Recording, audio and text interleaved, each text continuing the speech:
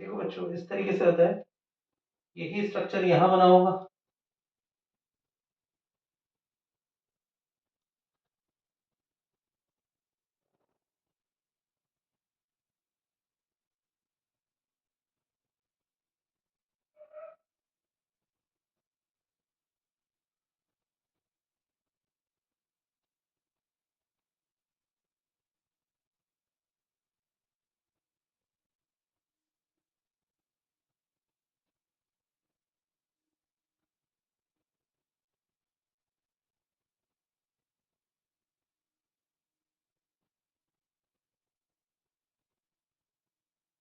देखो बच्चों, इस तरीके से मेल रिप्रोडक्टिव सिस्टम बना हुआ है। ये बेटा ये कहलाता है स्क्रोटम। ठीक है, ये रहा टेस्टिस। ठीक है, इसके बाद ये जो स्ट्रक्चर है ये वास डिफरेंस है। ठीक है, अब अगर यहाँ अगर मैं इस स्ट्रक्चर को मानूं तो बेटा ये होता है एम्प्यूला। ठीक है, इसके बाद ये जो वास डिफरेंस है एक लूप करता हुआ, एक लूप हमारा एंटर करता है किसमें, ये लूप करता हुआ ये यूरेटर के ऊपर लूप करता है। एनसीईआरटी इसको बहुत अच्छे से बताती है, ये यूरेटर के ऊपर क्या करता है, लूप करता है। ठीक है, इसके बाद ये स्ट्रक्चर है यूरिनरी ब्लैडर। Urinary bladder. ठीक है, इसके बाद ये जो हमारा स्ट्रक्चर है ये बेटा कहलाता है सेमाइनल वेसिकल। ठीक है, ये दोनों सेमाइनल वेसिकल और वास डिफरेंस की जो एंड है ये हमारा फॉर्म करता है इजैकुलेटरी डक्ट। ठीक है बेटा, उसके बाद ये जो हमारा फॉर्म करता है दैट इज या एक ग्लैंड होती है जिसे कहते हैं प्रोस्टेट ग्लैंड। ठीक है, इसके बाद ये जो हमारी चीज है ये हमारा कहलाता है कॉपर्स ग्लैंड, या जिसको मैं एक और नाम कहता हूँ bulbo urethral gland. Bulbo urethral gland. ठीक है, इसका एक और नाम देता हूँ बल्बो यूरेथ्रल ग्लैंड। ठीक है, तो इस तरीके से ये पूरा का पूरा हमारा जो मेल रिप्रोडक्टिव सिस्टम है ये बना हुआ है। ठीक है, यहाँ अगर हम लोग समझे, अब जैसे अगर मैं एक चीज लिखता हूँ, जैसे path of urine, path of sperm लिखूं, पाथ ऑफ स्पर्म लिखूं तो वो क्या होगा। पहला अगर पाथ ऑफ स्पर्म में बात करें तो स्पर्म बनता कहाँ है, सेमिनी फेरस ट्यूब्यूल में बनता है। ठीक है बेटा, उसके बाद ये कहाँ जाता है, उसके बाद ये जाता है ट्यूबुलाई रेक्टाई में।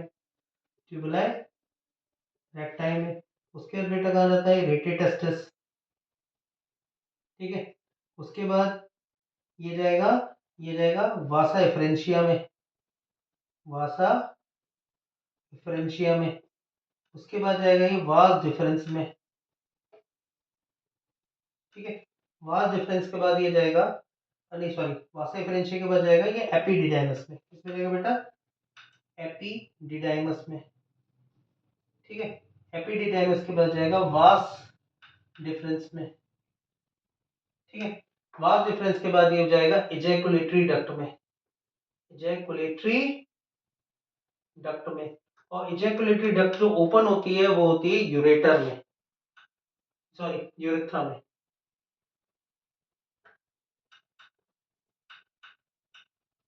ये किसमें ओपन होती है, यूरेथ्रा में। ये है, ये जो स्ट्रक्चर है बेटा ये यूरेथ्रा है।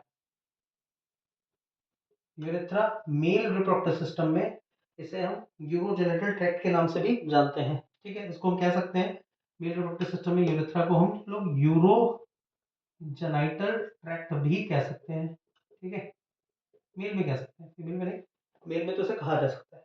ठीक है, होपफुली समझ में आया होगा कि किस तरीके से बात है। ठीक है, आगे हम लोग बात करते हैं, वो करते हैं आपका जो कौन है, वो हम लोग बात करते, सॉरी देख लेना स्पेलिंग। हम लोग बात करते हैं, वो करते हैं एक्सटर्नल जेनाइटल्स की। ये एक्सटर्नल जेनाइटल है।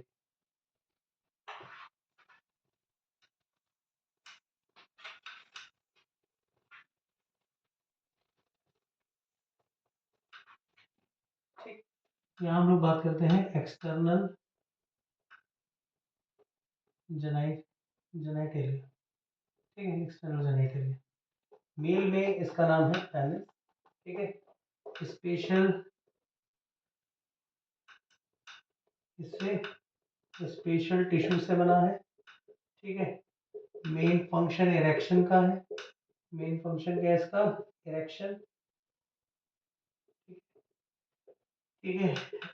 एंटीरियर पार्ट वो क्या है, एनलार्ज है, एनलार्ज है, जिसे हम लोग क्या कहते हैं, ग्लांस पेनिस, नोन एज क्या कहते हैं, ग्लांस पेनिस, नोन एज, इसे क्या कहते हैं बेटा, ग्लांस पेनिस, ठीक है। और glans penis covered by, covered by foreskin, किससे कवर होता है, पोर स्किन से कवर होता है, ठीक है। इसके बाद हमारा जो आता है एसेसरी ग्लैंड्स आती हैं बेटा। एसेसरी ग्लैंड्स में मेजरली हमारा 3 ग्लैंड है, जिनमें हमारी समाइनल वेसिकल्स आती, सेकंड पे आती है बेटा प्रोस्टेट, ठीक है। थर्ड पे आती है हमारी कॉपर्स ग्लैंड, ठीक है, कॉपर्स ग्लैंड, इसे हम लोग बल्बोरेथ्रल ग्लैंड भी कहते हैं, ठीक है। इन तीनों के सिक्रीशंस को हम लोग क्या कहते हैं, समाइनल प्लाज्मा कहते हैं बेटा, क्या कहते हैं, समाइनल प्लाज्मा कहते हैं, ठीक है। समाइनल प्लाज्मा में हमारे कहते हैं seminal plasma has, seminal plasma has, क्या होता है समाइनल प्लाज्मा में, समाइनल प्लाज्मा में होता है कैल्शियम होता है बेटा, ठीक है, फ्रक्टोज होता है, एंड सर्टेन एंजाइम होता है, एंड सर्टेन एंजाइम्स होते हैं बेटा, ठीक है। ज्यादा नहीं पढ़ना है, जितना एनसीईआरटी में हमारा उतना ही पढ़ना है हमें, ठीक है बेटा। अब इसके बाद हमारा जो एक और पॉइंट है, Cowper's gland main function is, main function is lubrication of penis, lubrication of penis, penis का lubrication करता है, ठीक है। ये जो मेन फंक्शन है वो किसका है, वो मेन फंक्शन है कॉपर्स ग्लैंड का, ठीक है। होपफुली ये लेक्चर समझ में आया होगा। ये मतलब काफ़ी शॉर्ट में है, बट काफ़ी इफेक्टिव है, लगभग लगभग पूरी एनसीईआरटी के सभी हमने पॉइंट्स कवर किए हैं, ठीक है। अगर ये वीडियो लेक्चर अच्छा लगा हो तो लाइक करें, सब्सक्राइब करें, कमेंट करें, ठीक है। आगे मैं ऐसे इस तरीके के वीडियो लेक्चर्स बनाता रहूँगा।